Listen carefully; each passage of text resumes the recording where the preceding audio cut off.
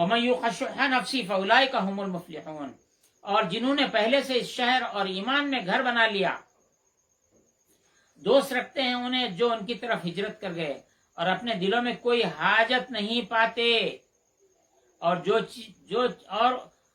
نہیں پاتے اس چیز کی جو دیے گئے، اور اپنی جانوں پر ان کو ترجیح دیتے ہیں۔ ان کو ملا تو دوسروں کو ترجیح دیتے ہیں۔ وَلَوْ كَانَ بِهِمْ خَصَاصَةٌ، اگرچہ کہ انہیں شدید محتاجی ہو۔ محتاجی احتیاج، محتاجی ضرورت۔ اردو کو محتاجی الگ ہے، اردو کا محتاج ہونا کچھ بھی نہیں ہے، یہ حاجت مند ہونا، ضرورت مند ہونا، نیڈی ہونا۔ وَلَوْ كَانَ أَنفُسَهُمْ خَصَاصَةٌ وَمَن يُوقَ شُحَّ نَفْسِهِ، اور جو اپنے نفس کے لالچ سے بچایا گیا۔ یہ بات یہاں پر حضرت شیخ شبلی بغدادی رحمۃ اللہ تعالی علیہ، جنید بغدادی رضی اللہ تعالی عنہ کی قول کے تحت میں بیان کر رہا ہوں، اور اوپر جو قول گزرا ہے اس کے جتنے اقوال گزرے ہیں ان کے مطابق کہہ رہا ہوں۔ وَمَن يُوقَ شُحَّ نَفْسِهِ، اور جو اپنے نفس کے لالچ سے بچایا گیا، فَأُولَٰئِکَ هُمُ الْمُفْلِحُونَ، وہی کامیاب ہیں۔ بتاؤ،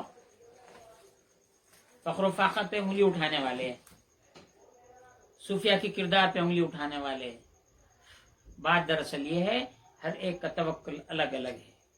میں نے بار بار سمجھایا ہے، ایک شیرخوار بچے کا توکل الگ ہے، ایک رینگنے والے بچے کا توکل الگ ہے، جو بات کرنے آتا ہے اس بچے کا توکل الگ ہے۔ جب بچہ چلنا پھرنا شروع کرتا ہے تو توکل الگ ہو جاتا ہے۔ ایسا ہی توکل کے درجے اس کی الگ الگ اس کے فہم کے مطابق، عمر کے مطابق ہوتے چلے جاتے ہیں۔ بیوی کا توکل الگ ہے، شوہر کا توکل الگ ہے، دونوں کا توکل الگ ہے، تاجر کا توکل الگ ہے، زراعت کرنے والے کا توکل الگ ہے۔ ہر ایک کا توکل الگ الگ ہے۔ تاجر کے توکل کی کیفیت الگ ہے، زراعت کرنے والے کی سب سے بڑا توکل زراعت کرنے والے کا ہے۔ مولانا روم رحمۃ اللہ علیہ نے فرمایا، گر توکل می کنی درکار کن، توکل کرتا ہے تو کام میں توکل کر، کشت کن پس تکیہ بر جبار کن، زمین میں دانا بو دے اور پھر تکیہ اللہ پہ کر۔ چونکہ جب دانا بو دیا تو زمین میں دانا جائے گا تو اب ہاتھ سے تو تیرے نکل گیا۔ اگر گرمی زیادہ ہو جائے دانا جل جائے گا، اگر پانی زیادہ ہو جائے دانا سڑ جائے گا، اگر مناسب ہوا پانی اس کو مل جائے تو پھر وہ اس کا بیج سے پودا نکل آئے گا، سیڈلنگ جس کو کہتے ہیں۔ پھر اس کے بعد میں اور بڑھے گا اور بڑھے گا، نہیں تو کوئی جانور کھا لے گا۔ یہ بھی توکل ہے، بول نہیں سکتے۔ کل وہ پودا بڑھ گیا اور پھل پھول دینے لگا، اب کاٹنے کا وقت آیا، آسمانی کوئی بلا آ گئی، آندھی آ گئی، طوفان آ گیا، بارش آ گئی، ژالہ باری ہو گئی، اور پھر وہ تباہ ہو گیا۔ تو جب تک کہ اللہ پہ بھروسہ اس کو کرتے ہی رہنا ہے، یہاں تک کہ وہ اناج کو کاٹ لے، وہ فصل کو کاٹ لے، اپنے گھر کو لائے یا کھیتوں میں اس کو انبار لگائے، کھیت میں انبار لگائے، بارش سے تباہ ہو گیا پھر چلے گیا۔ تو توکل، کسان کا توکل بہت بڑا توکل ہوتا ہے۔ ہندوستان میں کسانوں کی دھوم چل رہی ہے، کسانوں کے اوپر بڑا عجیب و غریب بحث ہو رہی ہے۔ اسلامی نقطۂ نظر سے، صوفیہ کے نقطۂ نظر سے کسانوں کا توکل بہت بڑا ہے، اور کسانوں کو جس نے ضرر پہنچایا اس کے معاملات بہت خراب ہو جاتے ہیں، چاہے انفرادی طور پہ ستائے، حکومتی سطح پہ ستائے، ان کے حقوق کے لیے، یہاں تک کہ حضور اکرم صلی اللہ علیہ وسلم نے احادیث میں، آپ کی حدیث میں آیا، آپ نے ارشاد فرمایا کہ غلے کو اٹھا کے رکھنا، ذخیرہ اندوزی جس کو کہتے ہیں، اٹھا کے رکھنا، اور جب بازار میں اناج کی قلت ہو جائے اس وقت بیچنا، یہ حرام ہے شریعت کے مطابق۔ ایسا کوئی کرتا ہے تو حضور پاک علیہ الصلوۃ والسلام ایسا کرنے والے کو سزا، اس کے کوڑوں کی سزا دی گئی ہے۔ آج ہمارے پاس کیا چل رہا ہے، یہ بحث الگ ہوئی، بحث کے لقمے کی بات چل رہی ہے۔ یہ جو خوارج ہیں، معتزلہ ہیں، یہ 100 سال کی جماعتیں ہیں، 200 سال کی جماعتیں ہیں، کوئی 40 سال کی بھی ہے، 10 سال کی بھی ہے، بس جماعتیں ہیں، 8 دن کے بھی جماعتیں آج کل چل رہے ہیں، بالکل جو بارش کے کیڑوں کی طرح پیدا ہوتے ہیں پھر مر جاتے ہیں۔ تو صوفیہ کی ایک بات پہ اعتراض کرتے ہیں، بھائی دیکھو شبلی بغدادی بولے کرتے الفقر بحر البلا و بلا کل عز، اور ان کی بلا جو ان کے لیے عزت ہے، امتحان کی عزت ہے۔ جو لوگ امتحان دیتے ہیں وہ جانتے ہیں کہ امتحان کیا عزت ہے. میٹرک کے بچے کو پوچھو کہ کیا ہے امتحان، اس کے لیے باعث عزت ہے. امتحان، وہ کس طرح امتحان سے خوف کھاتا ہے، کامیابی کی تیاری کرتا ہے. پوچھو انجینئرنگ کے بچوں کو، میڈیسن کے بچوں کو پوچھو، دوسرے سبجیکٹس کے بچوں کو پوچھو کہ اس کا امتحان جو ہوتا ہے وہ بلا ہے، عربی میں اس کو بلا کہتے ہیں. تو مومن کی ساری زندگی بلا ہے، مومن کی ساری زندگی امتحان ہے. جیسا کہ شیوخ نقش بند کے پاس آیا ہے کہ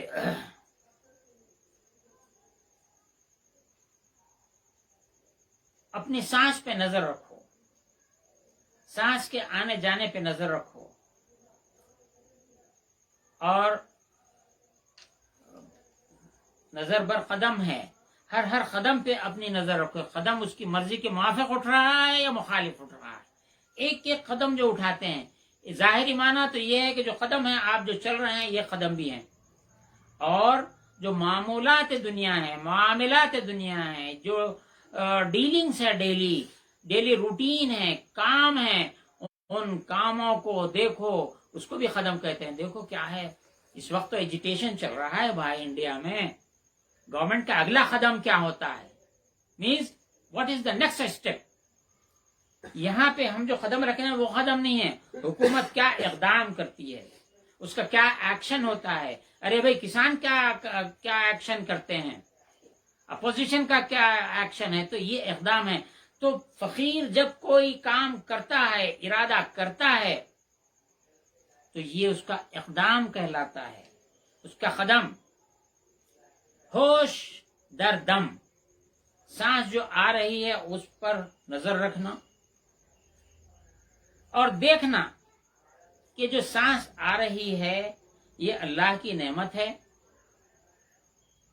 وہ جو آ رہی ہے سانس اور جا رہی ہے، یہ سانس کا آنا جانا اس کے حیات، اس کے علم، اس کے ارادہ، اس کی قدرت، اس کی سماعت، بصارت، یہ تمام چیزیں اس سے وابستہ ہیں. یہ تجلیات ہیں. یہ سانس کا آنا جانا اس کی تجلی ہے.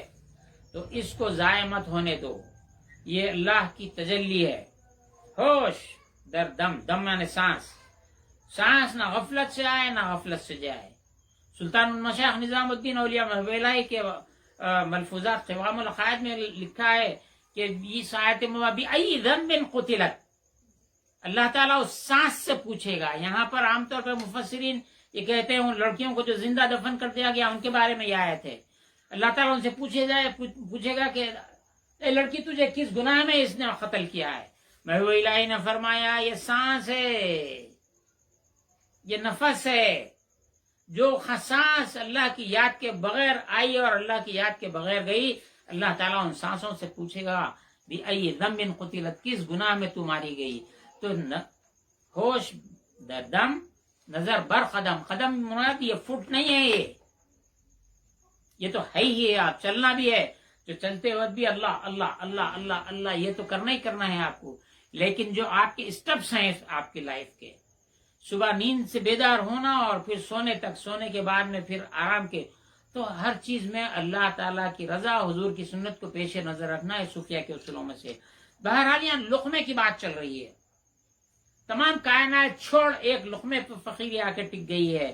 تو فقیری کی میں نے قرآن مجید سے اس کی دلیل اس وقت دے دی ہے کہ ان کو جو ملتا ہے، جو کچھ بھی جو نوالا ہوتا ہے، وہ بھی اپنے منہ تک روزہ رہ کے، پہلا روزہ، دوسرا روزہ، تیسرا روزہ. سیدنا علی کرم اللہ وجہہ رضی اللہ تعالیٰ عنہ جن کی ولادت پاک یہ 13 رجب المرجب ہے، آج ان کی برکت سے پھر یہ بات ہم کہتے ہیں. وہ ہیں سیدۃ النساء العالمی سیدہ فاطمۃ الزہرا بنت رسول اللہ صلی اللہ علیہ وسلم، امام حسن، امام حسین، اور آپ کی کنیز فضہ. ان کا قرآن مجید میں تذکرہ آیا ہے. ان کی فضیلت کا تم انکار کر کر کے مر رہے ہو. جاؤ آپ جہاں جانا چاہتے ہیں. اللہ کی ایک جنت ہے، اللہ کی ایک دوزخ ہے. آپ اس میں سے جنت کے تو مستحق نہیں ہو سکتے ان کی مخالفت کر کے. صوفیہ کے جو لقمے کی بات کر رہے ہیں، اس لقمے پہ آ کے بات ٹکی ہے. اب ہم آگے چلتے ہیں. یہ لقمے کا بڑا معاملہ ہے.